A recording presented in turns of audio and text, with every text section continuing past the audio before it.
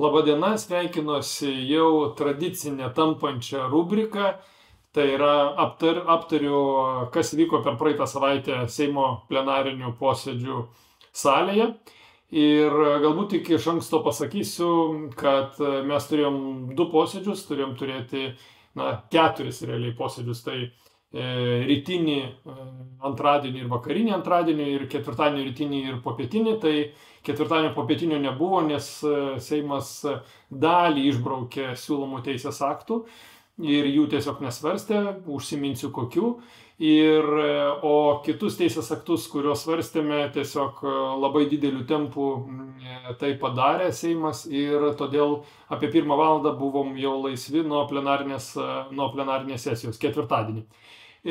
Kodėl taip vyksta? Tai iš dalies vyksta ir dėl to, kad mes svarstom tokius smulkius, jau aš ne kartą minėjau, Seimo narių, tokius pataisimus, patikslinimus, kažką patobulinimus, tačiau realių vyriausybės projektų, kurie atneštų kažkokius pokyčius, kurie atneštų kažkokius, parodytų, kaip reikėtų gyventi Lietuvai tuos ateinančius 4 metus šitoj geopolitinių iššūkių erdvėj, mokesčių ir verslų ir finansinių sukrėtimų tokioj reiškia pasauliniai situacijai, tai kol kas tokių nėra.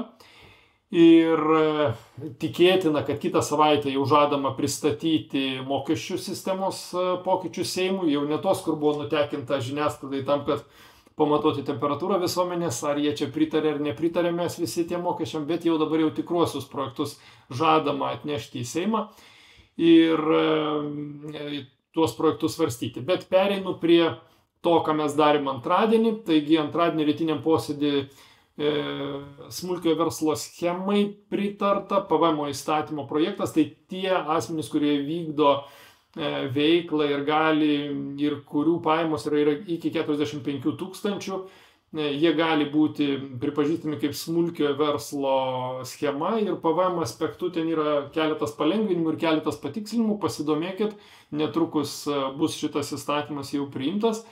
Toliau mes svarstėme, atsimenat, dar anksčiau Lietuvos banko įstatymo pakeitimus, ten finansinio tvarumo ir kitus įstatymus.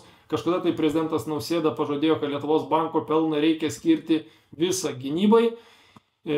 Tas visas atėjo čia iš karto ir įstatymo projektai į Seimą pakankamai skubiai. Žinoma, skamba labai grėsmingai ir gražiai, kad Lietuvos banko pelno didelis kiekis bus skirtas gynybai, bet realiai ten kalbam apie keliolika milijonų eurų ar keliasdešimt milijonų eurų ir tikrai realaus paramos gynybai, nuo tokio realaus ženklaus indėlio į gynybos fondą nebus. Čia daugiau tokia yra, kadangi prezidentas pasakė, Lietuvos bankas daugiau turi skirti gynybai, tai štai ir ateina toks projektas. Nėra jis blogas, tiesiog tik tai efektas jo iš tiesų yra ganėtinai menkas.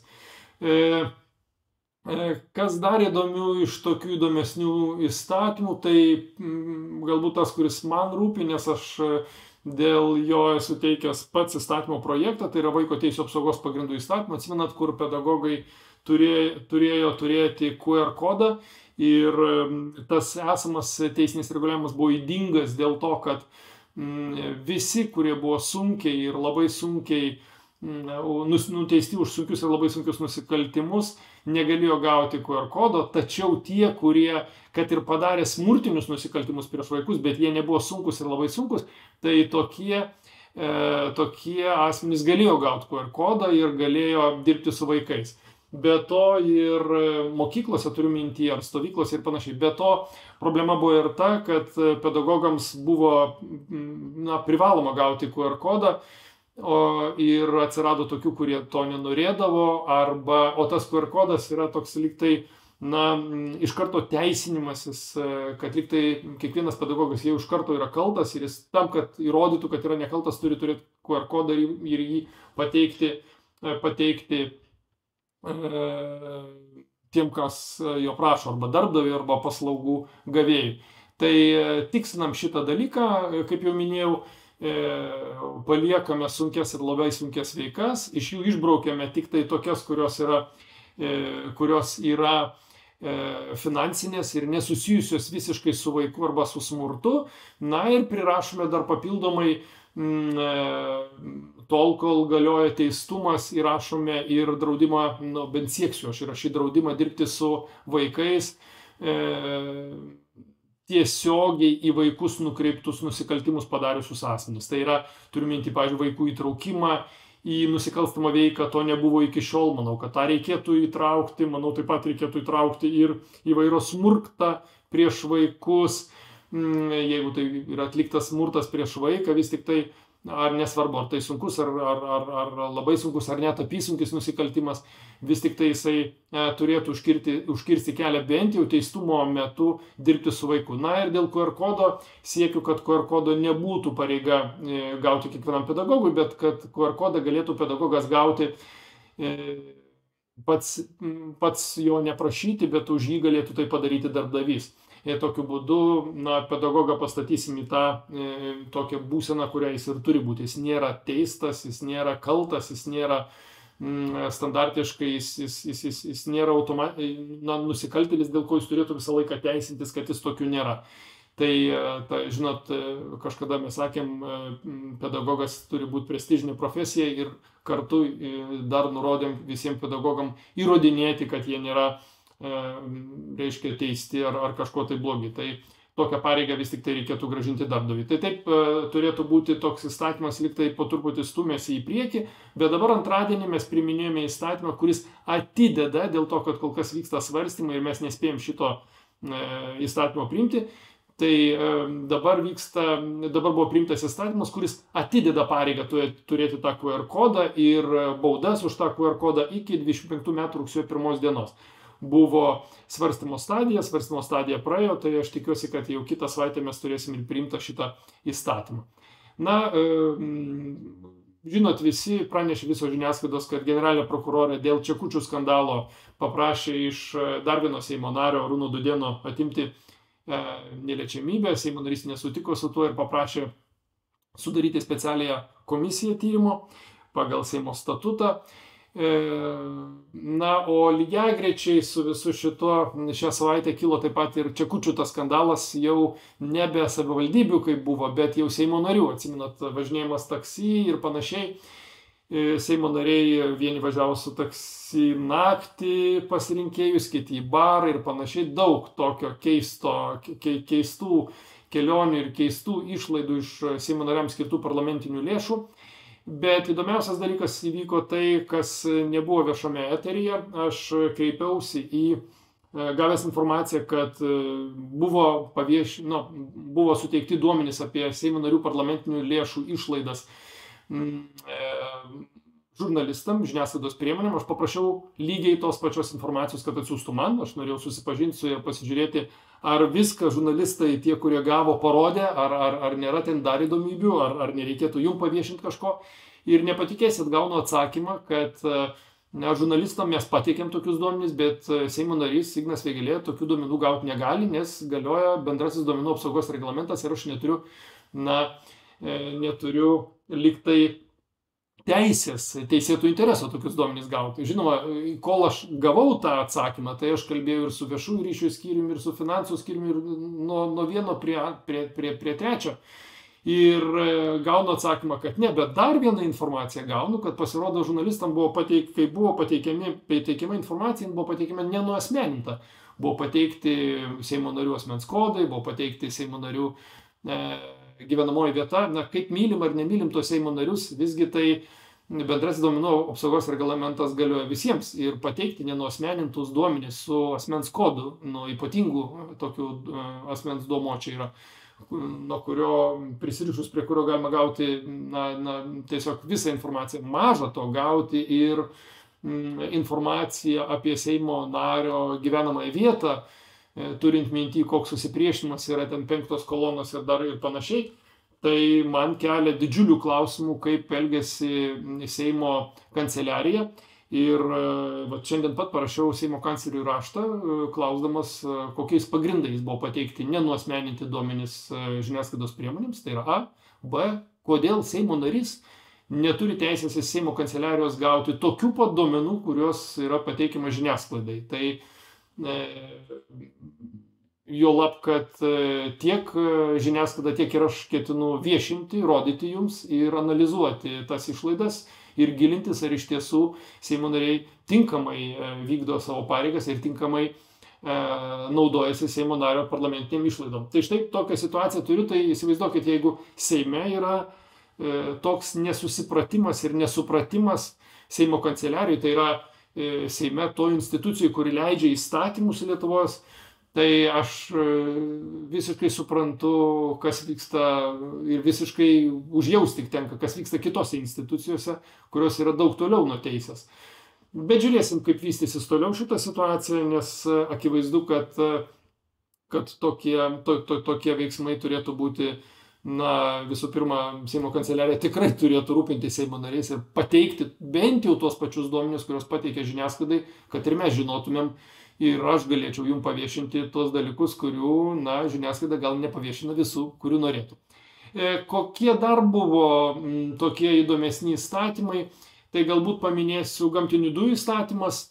Čia tiems, kurie norės prisijungti prie gamtinių dujų, tai po tokio spaudimo didelio pasiekėme, kad prisijungiant valstybė turėtų dengti 40% prisijungimo prie dujų, reiškia prie ESO, o privatus asmuo, buitinis vartotojas 60% prisijungimo kaštų.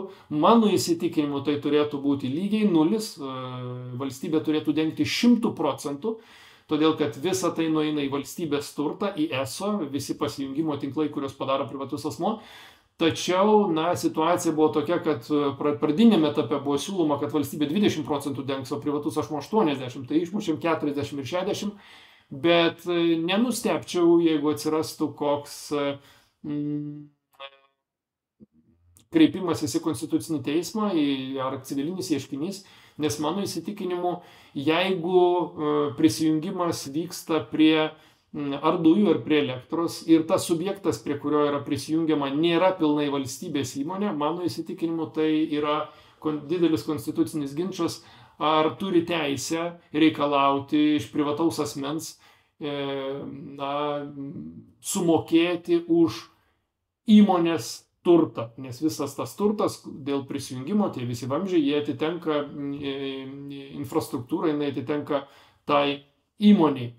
Jeigu jin būtų visiškai valstybinė, vienas klausimas, bet jeigu jinai yra nepilnai valstybinė, o žinot, kad, pavyzdžiui, elektros ūkiai yra nepilnai valstybinės, jos yra, Ignitis buvo iš dalies, taip pavadinkim, privatizuotas akcijų emisijos keliu, tai mano supratimu tai yra, negalvočiau, kad tai yra teisėta, manau, kad tai yra neteisėta. Toliau, kas dar buvo tokio įdomesnio, tai yra elektros energetikos įstatymas ir čia iš tiesų įdomus visiems. Tai yra, buvo pratęstas iki 30 metų sausio 1 dienos galimybė išlikti visuomeninėme tiekime, bet ta galimybė išlikti visuomeninėme tiekime ant tiek sumažinta, pateikta labai skambiai, kad vartotojai galės likti visuomeniniam tiekime, kurie iki šiol buvo, bet tai yra melas. Dėl to, kad jeigu tik viršijate 1000 kW per kalendorinius metus, automatiškai sekančiais metais jau būsite išmesti iš visuomeninio tiekimo paslaugos. Ir lygiai tas pats pasakytina apie socialiai remtinus asmenys.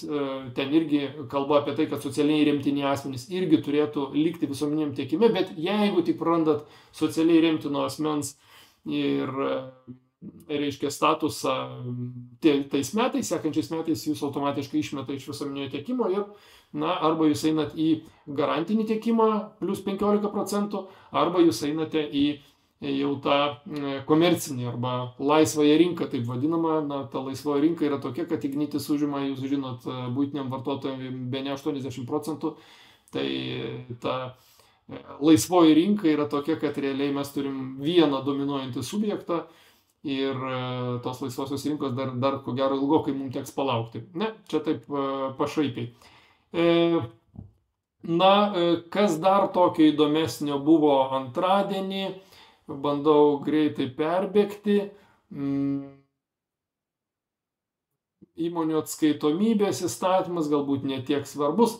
Štai įdomesnis gal buvo skolų išieškojimo įmonių įstatymas, norima reglamentuoti ir kol kas tik buvo pateikimas, dar toks įstatymas gana žalias, daug darbo reikės įdėti, kad jis taptų normalus, bet skolų išieškojimo įmonių įstatymas yra bandoma reguliuoti skolų išieškojimo veikla ir kad ji būtų reglamentuojama, tai yra, kad būtų licencijos tam tikros išduodamos, leidiminė tvarka, kad nebūtų taip, kad perpardavinėjamos tos skolos ir gyventojai iš tiesų, tie, kurie skolingi, neretai gerokai nukenčia nuo tų skolos išieškojimo įmonių, kurios perka skolas ir po to išieško iš gyventojų. Tai norima šitą dalyką reglamentuoti, skolas žinoma reikia mokėti, bet tai turi būti ir išieškojimai, tie visi turi būti etiški ir turi būti tokiam, normalesniam lygyje reglamentuoti. Tai pritarė Seimas šitam įstatymui, nors jisai dar, kaip ir minėjau, žalias dar labai, jį reikia gerokai patvarkyti, bet pateikimo stadija praėjo, dabar pradėsim gilintis į kitas stadijas. Šiek tiek galima užsiminti, pelno mokestis yra taip įdomiai tvarkomas, bandoma reguliuoti taip vadinamasias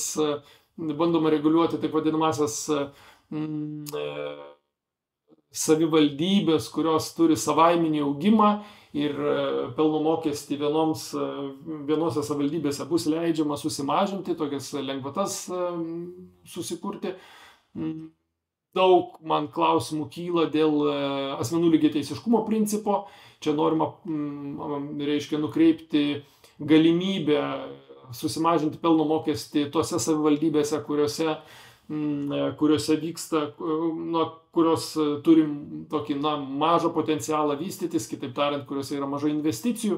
Bet čia kyla daug klausimų, ar šitas pasiūlymas yra suderintas su vyriausybės bandymu didinti mokesčius, nes tai mažins biudžetą. Kol kas pateikimo stadija praėjo ir matysim, ar praeis tolimesnės stadijas per lygiateisiškumo principą, per vyriausybės požiūrį, nes gana keista matyti, kai Seimo nariai, pavienės Seimo narių iniciatyvos lengvinti mokestinę naštą, kas yra gerai iš principo, bet jos absoliučiai nederintos yra su vyriausybė. Tai matysim, kiek vyriausybė prieštaraus, kai bus gauta vyriausybės išvada ir ar šitos visos iniciatyvos neužges. Ir kas dar buvo įdomaus, galbūt ir svarbaus iš antradienio, tai yra civilinio turto konfiskavimo įstatymas. Ir civilinio turto konfiskavimo įstatymas yra toks įstatymas, kai asmeniui po to, kai yra pateikiami įtarimai, padarius kažkokią baudžiamąją veiką, įtarimai nepasitvirtina, nepasiteisina, neužtenka duomenų, kad patraukti asmenį baudžiamojon atsakomybėn, baigiama baudžiamoji byla ir tuomet valstybė nusprendžia, kad iš tokio asmens reikia patikrinti, ar tas asmuo negyvena per gerai, tai yra, ar jo visos pajamos gali būti pateisinamos įgytų turtų. Taip tariant, ar tas įgytas turtas, kurį asmuo turi, pateisinamos pajamomis, kurias jis gavo. Stipriai praplėstas baudžiamųjų veikų, kurios leidžia toliau pradėti civilinio turto konfiskavimo sąrašą. Man kelia abejonių civilinio turto konfiskavimo įstatymo tokia agresyvi plėtra, nes aš įžiūriu rizikas ir net ir politiniai sistemai, kad bus pradėti persekioti atskiri politikai ar atskiros partijos. Ten beje įrašas yra padarytas, kad ir politinių partijų neteisėto finansavimo veikla irgi patenka į civilinio turto konfiskavimo įstatymą. Aš suprantu, kad norisi turėti skaidrų ir be nusikalstamų veikų valstybinį tokį reguliavimą ir apskritai, kad Lietuvoje būtų kuo mažiau nusikaltimų.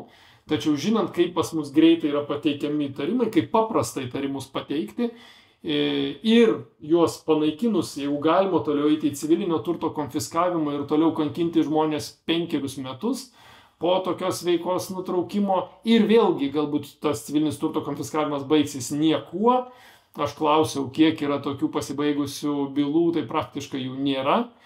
Tai man kelia klausimų, ar tas kankinimas nėra tik tai tam, kad pakankinti asmenį be jokio tinkamo rezultato. Matysim. ten buvo keli bandymai efektyvinti civilinio turto konfiskavimą per turto apžiūrą, tačiau kas mane labiausiai neramina, tai plėtra civilinio baudžiamo kodekso straipsnių, kada jau civilinį turto konfiskavimą yra galima vykdyti. Na ir toliau galbūt tiek tokių svarbesnių dalykų, kadangi kiti buvo daugiau pateikimo stadijoje, tai aš jų nekomentuosiu, nes dar neaišku, ar tokie jie ir išvys realią dienos šviesą. Galbūt dar vienas įdomus aspektas buvo turizmo įstatymas, tai atsimenat, kad nuo šių metų kiekvienas asmuo apsigyvenęs bet kokioje turizmo įstaigoje, turiminti viešbutyje ar kaimo turizmo sodyboje, privalėdavo visi asmenys turėti pasus, tos pasus, reiškia, suvesdavo tą turizmo įstaigą į duomenys, persiųsdavo iš karto į institucijas, tos institucijos, tie duomenys nueidavo ir iki įvairių slaptųjų tarnybų. Tai dabar bandoma šitą taisyti, kad nebūtų pertekliniu būdu sekami asmenys ir apie duomenų rinkimą kalbama tik tai užsieniečių aspektų arba siūloma, kad tai būtų tik užsieniečių aspektų ir nebūtų sekami duomenys iš privačių Lietuvos Respublikos piliečių, pertekliniai duomenys. Tai štai taip skubos tvarka perbėgau per antradienio darbotvarkę, tiesa praleidau tą garsų aspektą dėl ribojimų priemonių, dėl karinės agresijos prieš Ukrainą nustatymo įstatymo pakeitimo, čia kur buvo tos garsiosios sankcijos, bet apie jas aš labai daug esu kalbėjęs ir šį kartą jau jūsų nevarginsiu. Galbūt dar vieną aspektą užsiminsiu, kad mums pavyko praeitą savaitę sustabdyti vietos savivaldos įstatymo pakeitimą, kuriuo merų potvarkiai, ne visi merų potvarkiai būtų skelbiami. Dabar antradienį buvo priimtas vietos savivaldos įstatymo pakeitimas, kuris leidžia merams neskelbti dalies jų potvarkių, tame tarpe ir finansinių potvarkių.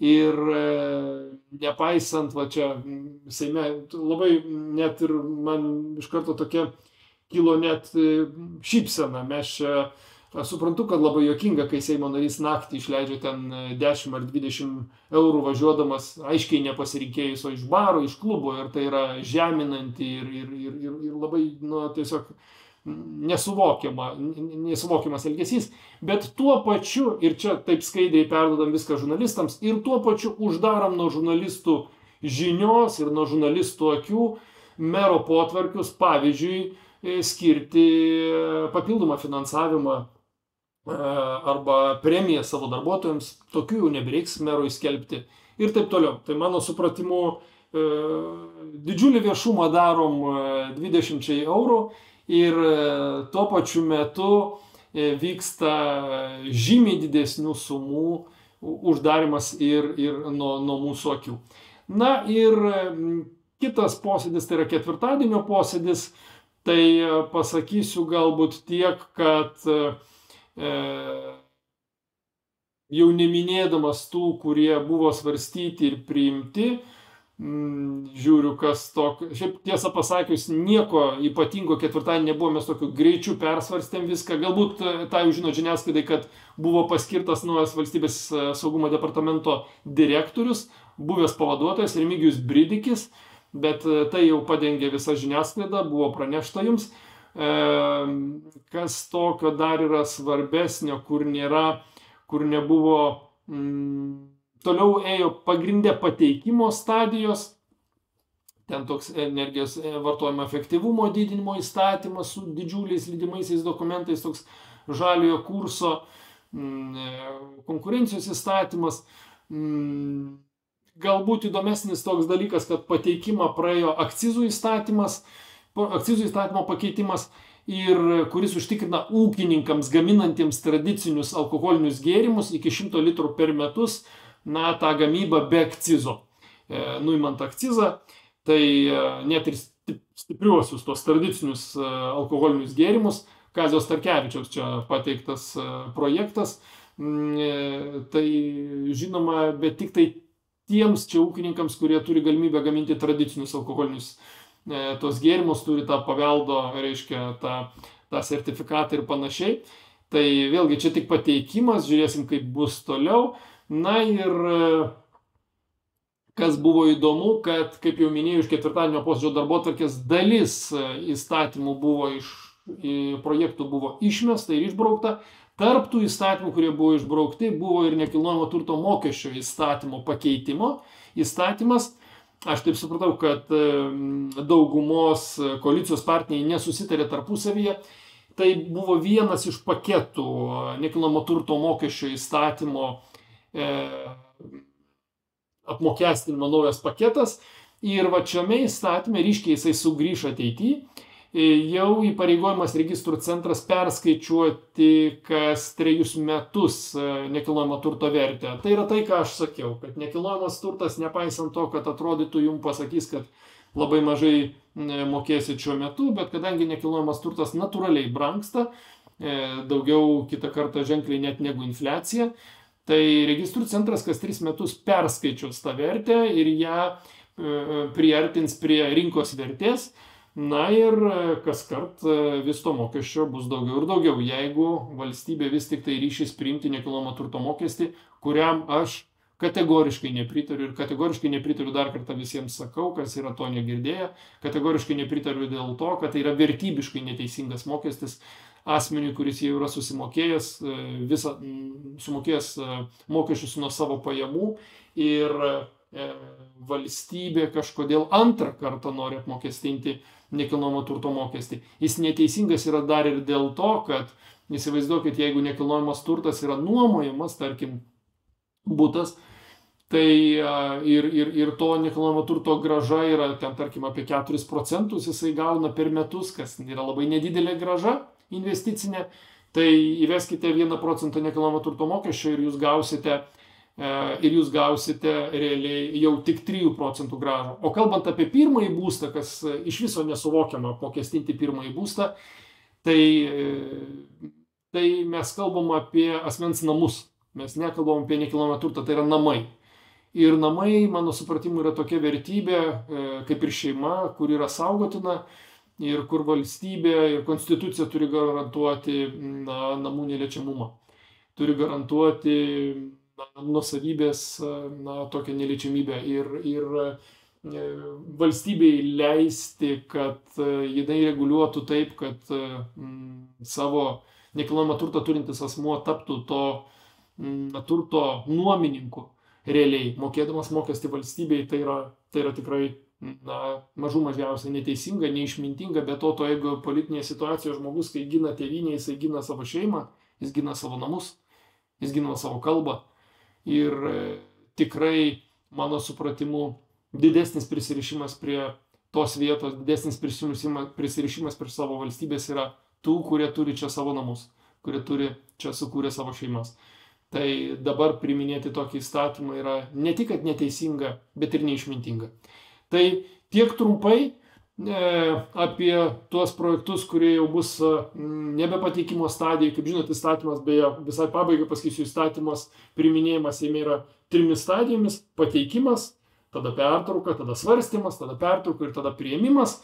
Tai aš pateikimo paprastai čia tik tai užsimenu apie tokius įdomesnius, paprastai kalbu apie tos, kurie yra svarstymo arba priėmimo stadijoje. Tai visi tie, kuriuos neaptariau, pateikimo stadijoje buvo šiek tiek daugiau. Tai pakalbėsiu apie juos, kai jau bus svarstymo arba priėmimo stadija. Tiek, ačiū Jums labai ir gražios dienos, gražaus savaitgalio.